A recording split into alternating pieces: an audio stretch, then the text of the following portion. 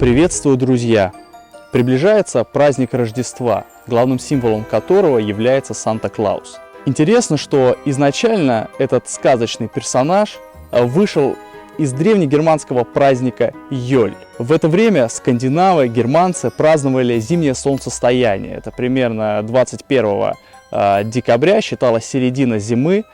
Они пили замечательные согревающие напитки, устраивали костры огромные на полях и ожидали пришествия короля дуба, короля солнца, которые согревали земли и благословляли будущие урожаи. Дети в это время также ходили, раздавали друг другу подарки и пели языческие гимны богу Фрейру. Это скандинавский бог плодородия и мира.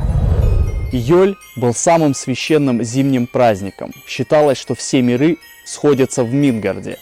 Эльфы и тролли разговаривают с людьми, боги здесь также присутствуют, и мертвые поднимаются из нижних миров. В дома к людям заходил йольский козел проверить, подготовились ли жители к празднику. Кстати, этот йольский козел впоследствии и стал Санта-Клаусом.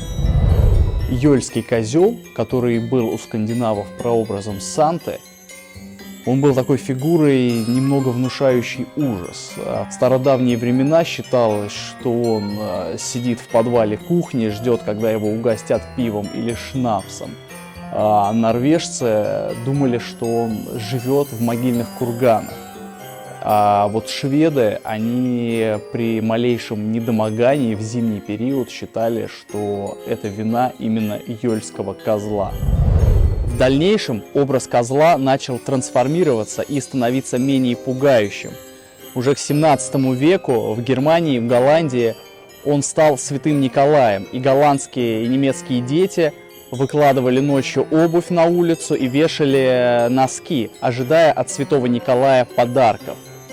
Интересно, что именно голландцы привезли эту традицию в Америку. Флагманское голландское судно, оно было с такой резной статуей святого Николая. И придя в Америку, голландцы поставили на площади основанного поселения, которое они назвали Новый Амстердам, поставили статую святого Николая, который в дальнейшем стал Санта-Клаусом. И, наконец, американский писатель Климент Кларк Мур в 1823 году печатает поэму «Визит святого Николая».